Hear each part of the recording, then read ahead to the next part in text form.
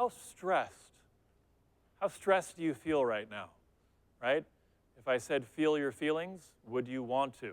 I don't know. Let's look at this a little bit.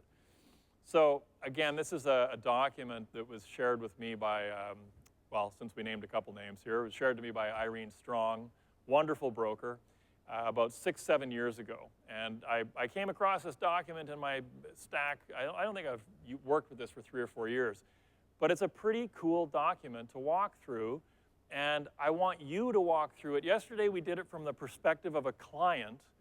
I want you to actually walk through this for yourself.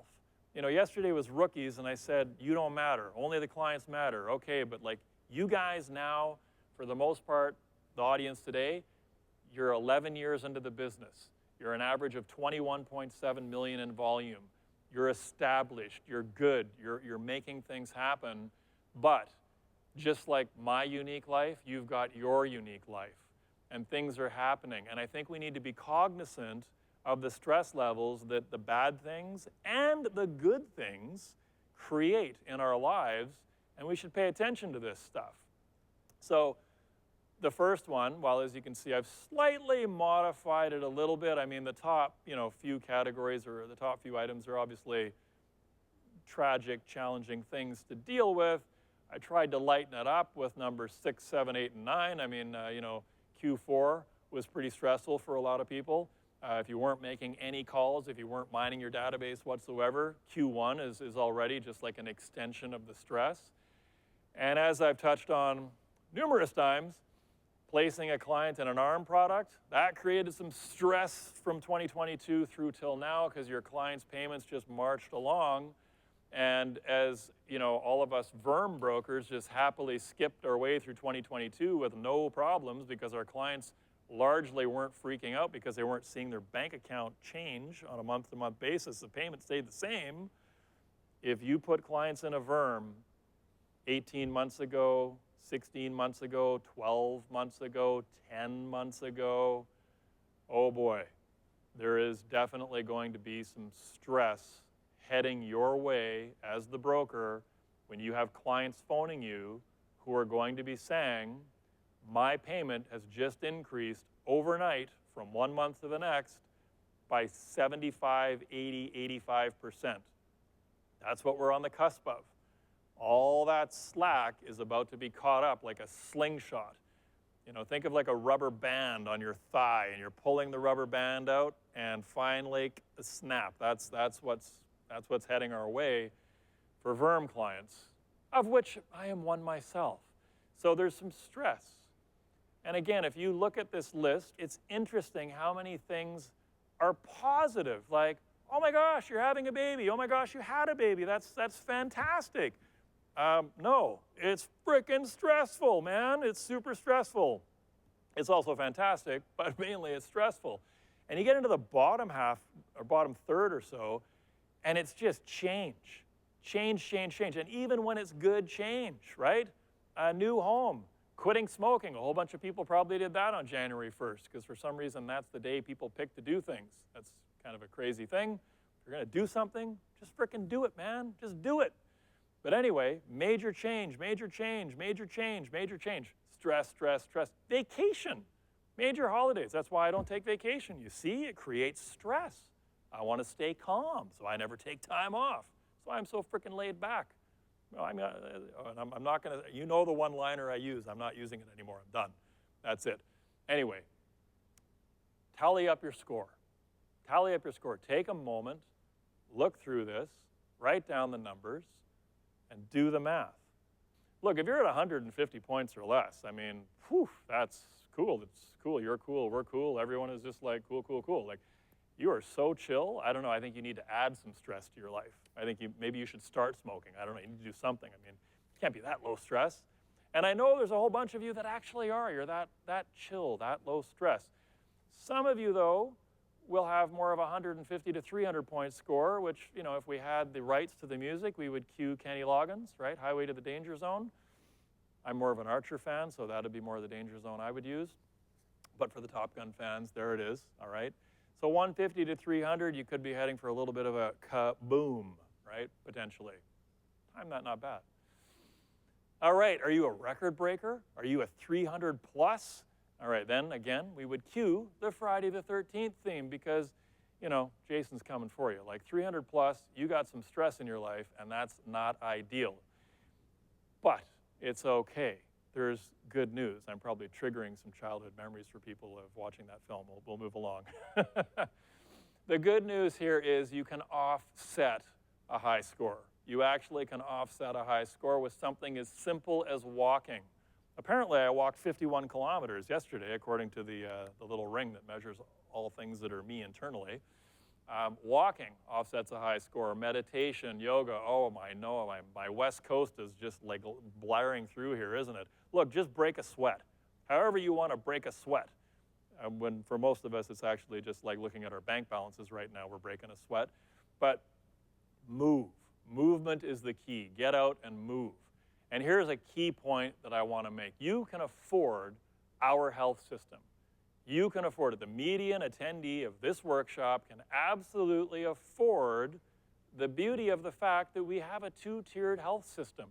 You can get out of the way of somebody who actually needs care by not suddenly spontaneously needing care yourself, by actually going and booking a, TELUS Health out west here, MedCan in Toronto, book an executive physical.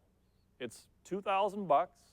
Do it every 2 years. That's $80 a month, and you should have that in your budget. Because if you don't look after your body, where else are you going to live? Right? You got to take care of the body, and you got to pay attention. And there's so many different things that you won't ever get checked for. Not going to a GP, especially if you're a dude that rarely ever goes to a GP to begin with, it's not going to happen. I've gone every 2 years for the past, I'm going to say 8 years now. Yeah, 8. I've gone 4 times. I just went again this year. So for 8 years running, every 2 years I go. When you go to a GP, they test your blood for something like 8 different things. You go to one of these physicals, they test it for something like 48 different things. So invest the dollars and protect your number one most prized asset, and that is you. Because you and your ability to earn are the most important asset you have control over, and you have control over it. More good news from Dustin on a Thursday morning. Is it Thursday? No, it's, what day is it, Friday? It's Friday. Happy Friday, book a colonoscopy. And do it. This is the dumbest cancer to die from of all the cancers, because it's the one that you're actually most likely to croak from because you find out way too late. You find out way too late. Why? Because you wouldn't book a colonoscopy. I mean, come on. They're not that bad. You don't even have to go under. You don't have to get knocked out. You can actually just go in and, practice the breathing. Remember the video we did, Rob, with the breathe? Yeah, actually, just as a sidebar, on the topic of sponsors for potentially next year's, the first sponsors just emailed in, and it's Manscaped. So I just thought I'd bring that up. There we go. All right, look, all kidding aside, I'm serious. I'm serious. I dropped that slide in late last night, but I genuinely mean it. Like, if you're past 40 in particular, and if you're past 50 in particular, get in there minimum every couple of years and get it done. And again, the GP will be like, oh, we'll do it every 10 years. No. Maybe they're a little more cutting edge and they'll say every 5. No. Go every couple of years. Yes, it sucks. No, it's not fun. And here's the problem with this whole lead by example garbage. And I have a section called lead by example, and I realize what I just did to myself. I haven't had a colonoscopy in 4 years. All right.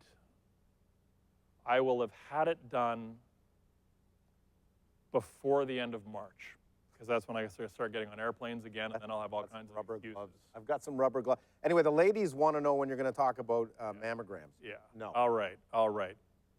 This is one of the more important ones. And yeah, I'm committing. I'm going to go get it done by the end of March. I haven't written it down yet, but I'll write it down later. And I mean, we got it documented. So I got to go get that stuff done. No pun intended. You should too. All right? Because you matter. Many of you are the primary earner, right? And the pressure is real. You've got to put the oxygen mask on yourself first, right? Forget about the kids. They can figure out a Nintendo. They can figure out an oxygen mask. They'll be fine. You've got to take care of yourself. If you're not taking care of yourself first, who are you going to take care of after that? You're not. So take action. And another reminder, in particular for the gentlemen, because the gentlemen don't like talking to therapists ever because that seems weak, and it's okay. I was raised by John Wayne and Clint Eastwood too, and I know that a real man takes their feeling, because they only have one, and they put it in a jar, and they put the lid on tight, and they push that shit way down, and they just let it sit there for 70 years or so. I get it. I'm with you. You're my people. But therapy is preventative maintenance for the brain. Because as it turns out, in men in particular, the brain sometimes has a short circuit or two. So pay attention to that. Preventative maintenance. Don't wait until you're riddled with anxiety and stressed out and, ducking bats that don't exist or whatever it might be. Preventative maintenance. There is a lot as brokers that we take in. In fact, Rob, you and I just last night were having a conversation about how you, as a broker, you deal with some really stressful client situations. Like horrific stuff in some instances, and then you go home. Yes. Yeah. You can't talk about that at home. No.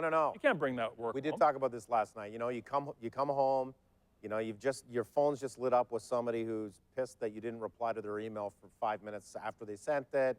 The next file, they've gone to their bank, and you've lost that.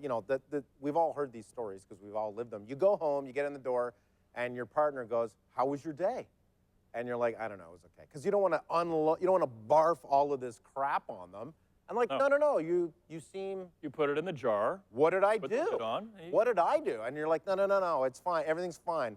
No, there's not. And then you just like, okay, and then you just and then it's a disaster. So yeah. There's stuff and confidentiality a lot of times prevents you from sharing a lot of things too. Like you can't talk to anybody about this stuff, but you can talk to a therapist about it. You can, Rob.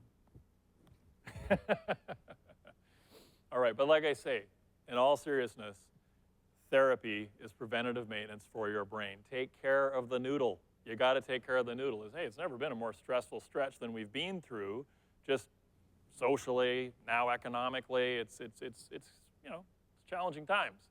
So commit to taking action regarding your physical and your mental well-being. Commit to it. Damn it, I can't believe I put that colonoscopy slide in. Now I'm committed. This is not a fun experience. But, probably colon cancer is worse. So I guess I'll go get the